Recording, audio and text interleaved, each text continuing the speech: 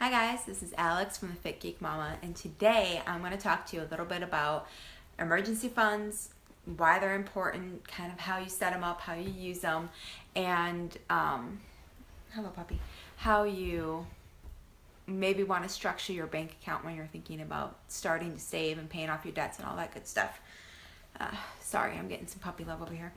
Um, so the importance of an emergency fund obviously is exactly what it sounds like. It's a fund for emergencies.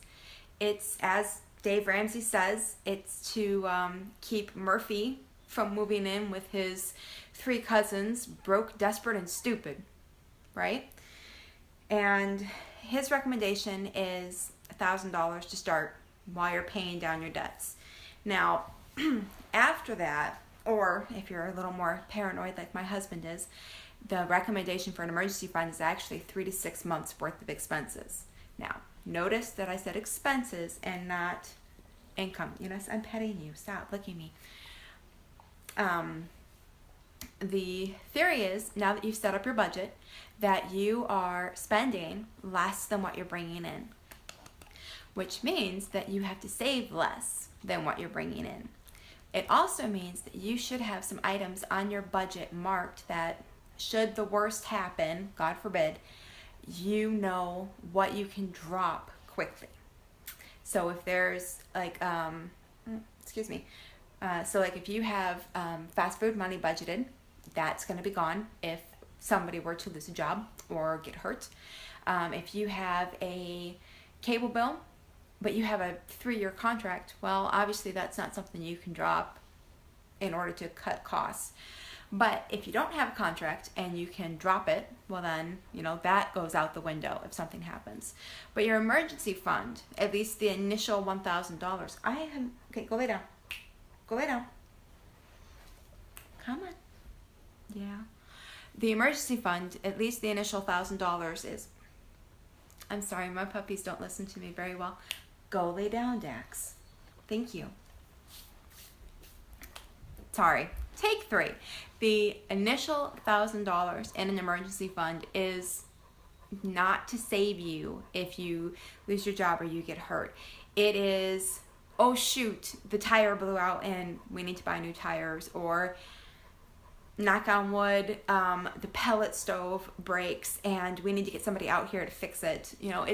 It's those emergencies that, if you didn't have this fund in place to cover them, would send you into a tailspin of Murphy and his 3 cousins.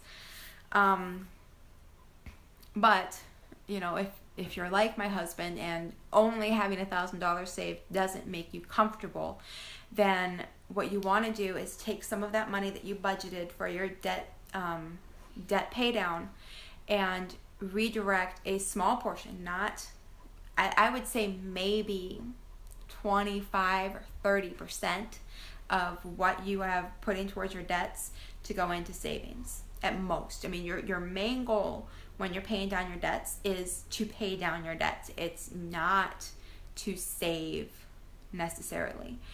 Now, and like I said, if you're like my husband and that makes you a little panicky, then yeah, figure out 3 to 6 months of expenses based on your budget numbers that you are hitting really well.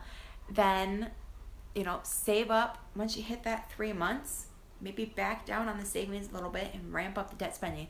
Because, going back to that, God forbid, what if, let's just say you have a 3-year debt payment plan and you're not without a savings component. You've already got your $1,000 emergency fund. You have a 3-year payoff plan on your debt and you're not saving any extra. Except, I don't know, if you get Christmas money or something, that's going into savings, but everything else is going towards your debt. Well, in 3 years, that debt is going to be gone if you do this right. If nothing else, knock on wood, happens, your debt's going to be paid off in 3 years, and then let's just say your debt was $2,000 a month. That's $2,000 a month that you can put into savings. But then what if between now and 3 years from now, something happens? And I get wanting to have that savings fund in place, but it's just one of those, it's the compound effect. You know, you can pay off your debts a lot faster if you just put everything on them. And then once they're paid off, everything goes to savings. You know, you get that satisfaction, you know, especially when you start with the smaller debts. As I love Dave Ramsey. He's awesome. I listen to his podcast and I read his books, and sometimes I kind of shake my head, but sometimes I'm just like, yeah, we're good. But anyways, so you start with those smaller debts because you're going to get that sensation of woohoo and yay, and we can do this, and you're just going to keep that momentum going, because once that small debt's gone, well, then the next little debt's going to go away, and you just keep stockpiling on until you have this huge payoff amount going on this debt, and it's just going down faster and faster and faster. And then you're going to watch, after you get everything paid off, you're going to watch your savings it's going to be like trickling. And then all of a sudden, it's going to do this. It's going to be like trickle, trickle, trickle, shoom, and it's just going to shoot up into the stratosphere, and it's just going to be like amazing how fast it piles up. And so one of the things that we do is we have, in our bank account, we have a checking account, we have an emergency fund account, and then we have a savings account. Now that also includes the savings that we put in for the kids. And I have spreadsheets because I love spreadsheets, and I'm an Excel macro queen. And so I have spreadsheets that track the different savings categories that we have, because we did sock away some money into savings prior to really picking up on Dave Ramsey. But so we have the different savings categories that once we start saving again, we're going to be adding into, and I track them with a spreadsheet. Now, if you don't want to do a spreadsheet, you can do it longhand, or some banks will allow you to have like up to 5 or 6 savings accounts on top of a checking account. So, I mean, if you want to, you can just go in and get 6 savings accounts, label them emergency fund, kids college, car fund, house fund, medical, whatever your savings are, and then you can track it that way. It's totally up to you, however you want to track it.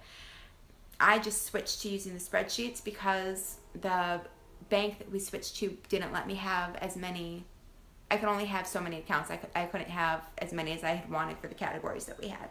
So that is emergency funds and savings accounts and setting up your bank account to help you with your savings goals. So if you have any questions, don't forget to drop them in the comments. I'll talk to you guys tomorrow. Bye.